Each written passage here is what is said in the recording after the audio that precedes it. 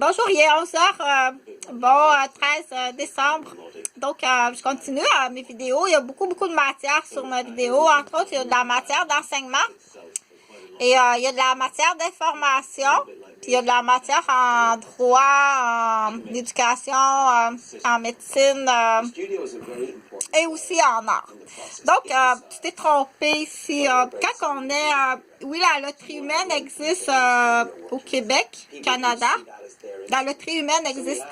Tu peux même demander pour ceux qui sont immigrants, pas les réfugiés, immigrants par mariage, si ton conjoint t'a pas amené à Québec pour te jouer sur une loterie humaine. Que tu sois arrivé d'outre-mer, de Maria québécois, ou que ce soit ton conjoint de ton pays, qui t'emmène ici, c'est normal de douter. Il faut vérifier. Si ton conjoint t'a pas emmené ici pour faire de la loterie humaine sur toi. Donc, dans les questions pour savoir pour la loterie humaine, là, comment on reconnaît quelqu'un qui est un joueur de loterie humaine? Et comment qu'on reconnaît la victime qui est victime de loterie humaine? Bien entendu, le joueur, il s'en va, je pense que c'est 25 ans de prison ou l'exécution. 25 ans de prison ou bien exécution. Donc, il faut savoir en tant que qui va travailler sur ça. C'est pas la police. Non, c'est pas la police qui va travailler sur ça. Pas présentement. S'il y en a des bons, on dit toujours 1 sur 2 parce que quand même, c'est nos premiers répondants. On dit toujours 1 sur 2 est tenu en otage dans l'auto de police. Il y en a 1 sur 2 qui est pris en otage. Et par son collègue, et par le système du Québec, et puis des étoiles qui se rajoutent, là, puis des planètes qui se rajoutent. Donc, c'est pas grand-chose, ça fait plaisir. Ça, on va gratter la petite lune. Ça, c'est pas la lune avec les anneaux, ça ressemble plus à Saturne. Donc, des fois, ça peut le motiver, là. Ça ici plus proche de toi, ça peut le motiver. Il y en a que pour l'instant, mais après ça, on fera une correction. C'est très bien. C'est très bien. Je l'ai eu tout bien gratté, c'est joli, hein? Donc, au moins être capable de sortir son petit doigt, faire l'effort. On dit le manque de motivation. Il y a une raison au manque de motivation. Donc, le manque de motivation, partir de la maison, s'en aller à la garderie. Pour l'instant, le pourquoi, je veux pas savoir pourquoi. Non, je veux pas savoir pourquoi. Tout ce que je veux savoir, c'est, même moi, on dit, mets des bornes de motivation tout le long. Tout le long de la rivière. Tout le long de la rivière, puis tout le long du chemin. Mets-moi des bornes de motivation. Le pourquoi, je veux pas savoir.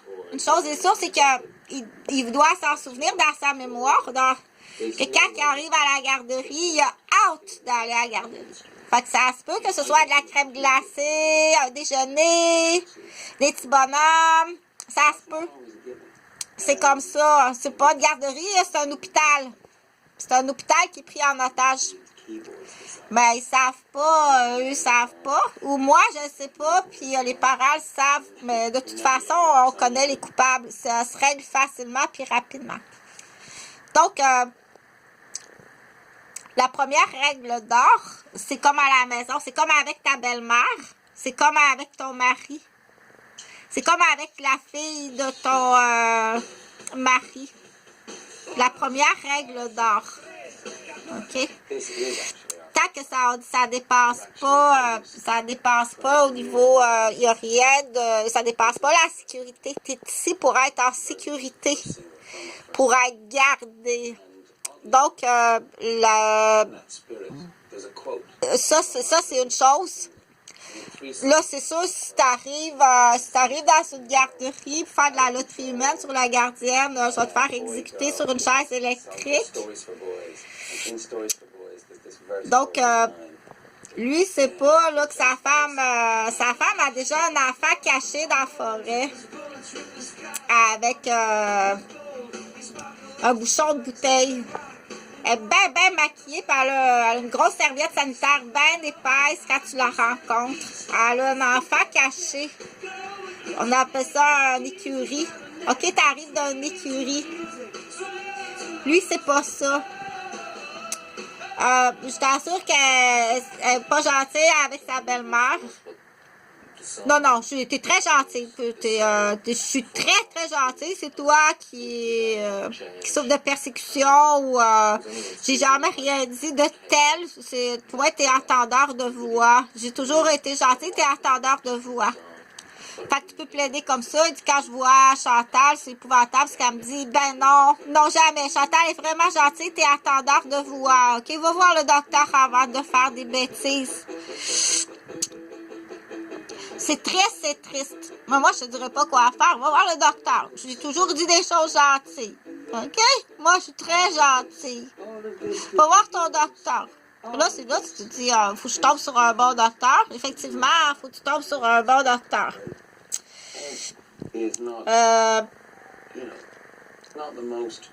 Va voir trois docteurs. Ouais. Faut aller voir 3 docteurs. Bon, on dit la motivation. Fait que là, tu comprends quelque chose? Quand ça dépend.